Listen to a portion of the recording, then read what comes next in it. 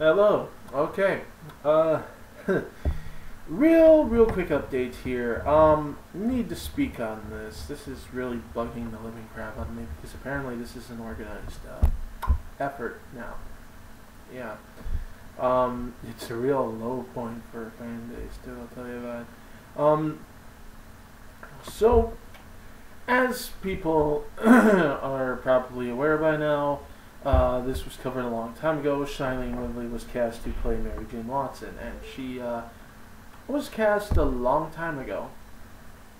And, people have had plenty of time to weigh in on it, talk about it, whatever. And some people were happy, some people weren't, some people were indifferent. Here's the cute part, though. Recently, there's been this massive outcry that she's just so wrong for the part, and that they need to recast and stop everything they're doing with the movie and boot her off the project and find someone else. Or actually, no. See, that's the thing. We'll get into that later. But find someone else and spend the time and the money to reshoot what they've already shot. And yeah, go through all that again. The paperwork, and delay the entire project so there will be no way in hell they meet their targeted release date. Which they kind of need to meet because they're going to be in some competition. And that's what's going to give them an edge, is that targeted release date. But no, no, see, these fanboys, they think, oh heck no, they don't need to do that, they need to do this. Yeah, wow. And here's the thing. This concentrated effort keeps insisting, no, it's about finding the right actress to play the part, it's about finding who best fits the character, so on and so forth. First of all, there are multiple versions of Mary Jane in the comics, especially since there's also the Ultimate version in which she is much less sultry, smoking hot model chick that they seem to think Mary Jane has to be, in much more down-to-earth, attractive high school girl. And seeing as they are still in school here, they may be going with that angle a little bit more, and it wouldn't surprise me, especially since, they're kids. In the 616, we didn't even meet Mary Jane until they were, like, college age. Well, so, what have you. And even then, it wasn't until they were well into college that she started getting noticed and offered modeling jobs, or acting jobs, or what have you. So, that being said, Shailene is not ugly, but apparently she is. See, that's where we get into this whole thing. They keep insisting that it's only about finding the right person to play the part. But no one raised this kind of a stink until the set photos came out. And they're not even set photos. They're photos of her on the way to the set, taken from a paparazzi's camera with the zoom at maximum. And, oh my god, she doesn't look like a goddess 24/7, therefore she cannot play Mary Jane, so we're going to pitch a fit and pretend that we're just doing it in the best interest of a character. No. They didn't do this until they saw unflattering photos and then decided she wasn't hot enough. No matter how hard they try to claim otherwise, no matter how loud they pitch a fit about it, that's exactly what this is. And it's getting ridiculous. There are actually people who are literally saying she's the ugliest woman they have ever seen. They are actually photoshopping her picture, replacing her face with Channing Tatum. They are writing editorials about how ugly she is and therefore how wrong for the part she is. And they're sending them to her. And they're sending them to the production crew. And then they wait a few hours, and then they come back with, have you decided to recast yet? It's not too late. So yeah, they're basically attacking her viciously and rubbing the director's face in it, and halfway threatening to more or less sink the movie unless they recast. They're trying to intimidate them and hurt her into either replacing her or making her drop out. It's an organized bullying campaign. And why? Well, as one person who's actually involved in it admitted, they want Mary Elizabeth Winstead, who apparently oozes just as much sex appeal as Mary Jane from the comics in any given panel. No. No, she doesn't. I hate to break it to you. She's a pretty girl. She is. Pretty lady. She's a talented actress, yes. But I don't see her as Mary Jane. I really don't. I didn't really see Shailene as her either.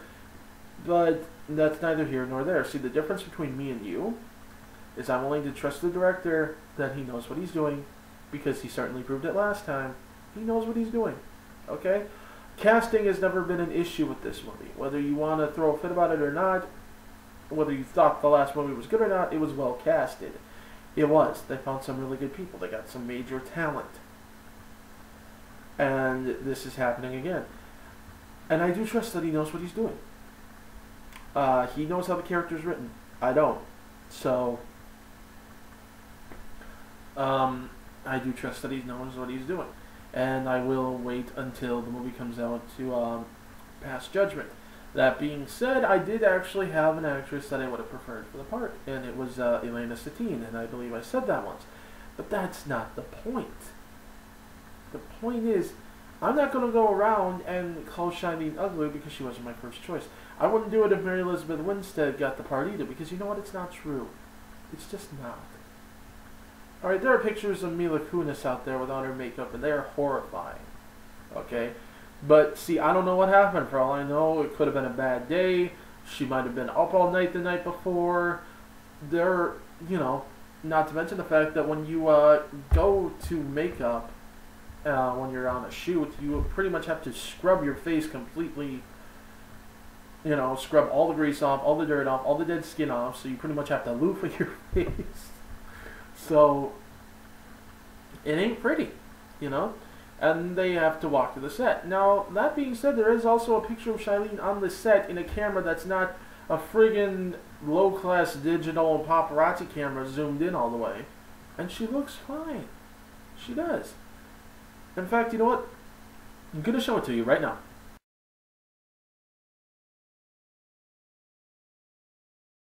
She looks fine. She does. I really don't know where the notion that she's somehow so ugly comes from, except for some unflattering paparazzi shots, which literally every actress out there has. Unless they seriously get completely dolled up red carpet style every time they walk out of the house.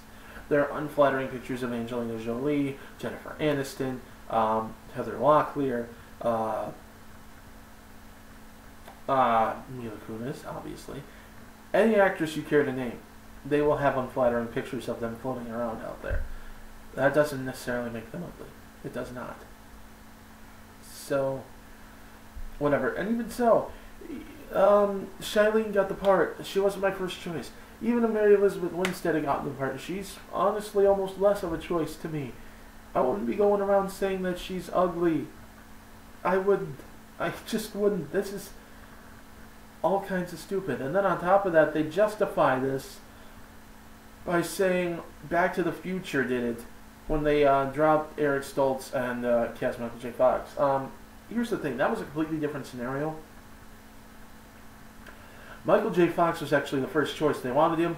They offered him the part. He was going to take it.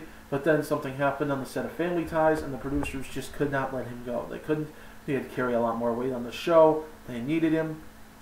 One of the characters was away on maternity leave. She was having a baby. So, you know. But when she came back, they said, okay, you know what? He's free to go. Eric Stoltz himself came to them and said, you know, I really don't think this is working out. I'm not right for the part. He agreed with that idea, which was something they had been feeling too. And so he agreed to leave production voluntarily himself. And Michael J. Fox, who was indeed the first choice, was signed on. But it cost the studio $3 million to start reshooting. $3 million in 1984. Adjusted for inflation, that's almost $7 million today. There's not a studio in the world that is going to delay production miss their target date, wind up having to release either before or after, or during or after heavy competition months with other movies. I mean, 2015 or 14, we're gonna have Captain America: The Winter Soldier. We're gonna have X-Men: Days of Future Past. Apparently, we're gonna have, all these movies that they gotta it's gonna have some competition, and I'm pretty sure that the reason they targeted May is for that reason, early May. Captain America comes out July 4th, I believe, or was it April? I don't remember. I don't know. Anyway, so either way, there's like space between those two movies, and I'm pretty sure Days of Future Past is probably going to be June release. So it's probably trying to sandwich itself between the two movies so that, each movie has a full month, because the first month is usually the best for the box office. And there you go. It also allows people to save up more money for that month to be able to go see another movie in a sluggish economy. So, they're kind of hedging their bets on that release date. And they'd have to stop what they're doing, go through the process of having to sign her on, reshoot the scenes they've already shot with Shailene, and they're not going to do that. It's going to cost them money. I doubt it would cost them as much as $7 million, but it would cost them. And extra production costs are really not something any studio can afford right now. It does seem like they're getting obscene profits from these movies, but when you realize that a lot of it has to go to actor royalties, and then they have to funnel it into other film projects, and then they have to,